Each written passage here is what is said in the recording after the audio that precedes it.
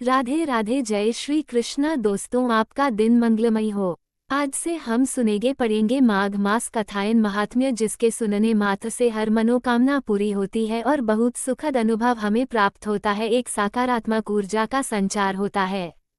तो दोस्तों, बने रहे हमारे साथ। अगर वीडियो आपको अच्छी लगती है तो वीडियो को लाइक जरूर करें। श्री हरि की जय हो। माघ मास का महात्म्य, 5वां अध्याय।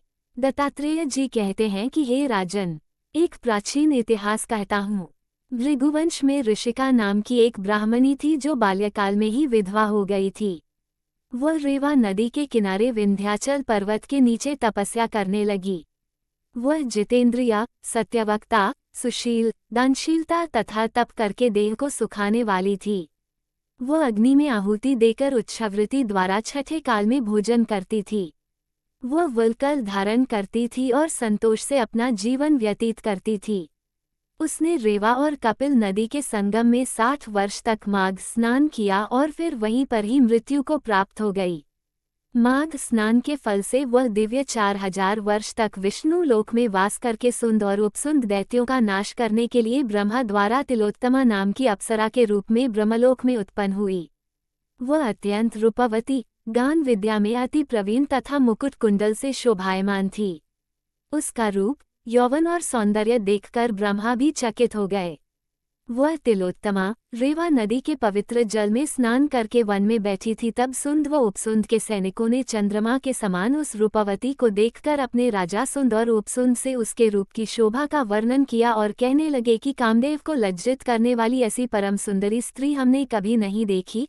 आप भी चलकर देखे। तब वो दोनों मदिरा के पात्र रखकर वहां पर आए जहां पर वह सुंदरी बैठी हुई थी और मदिरा के पान विह्वल होकर काम क्रीड़ा से पीड़ित हुए और दोनों ही आपस में उस स्त्री रत्न को प्राप्त करने के लिए विवादग्रस्त हुए और फिर आपस में युद्ध करते हुए वहीं समाप्त हो गए।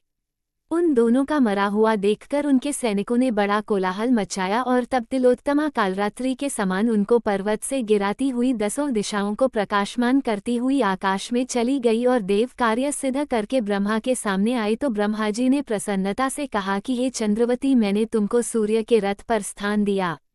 जब तक आकाश में सूर्य स्थित है, नाना प्रकार के भोगों को भोगो।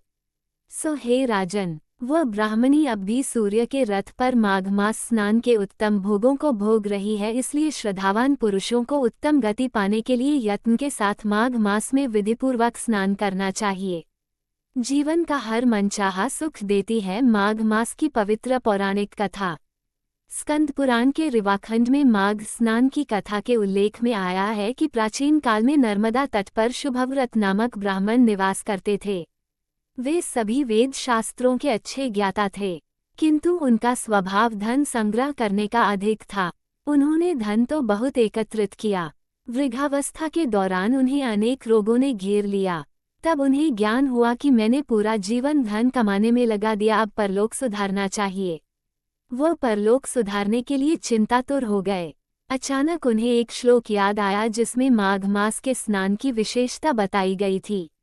उन्होंने माघ स्नान का संकल्प लिया और माघे निमग्ना सलिले सुशीते विमुक्त पापास्त्रदिव प्रयांति, इसी श्लोक के आधार पर नर्मदा में स्नान करने लगे।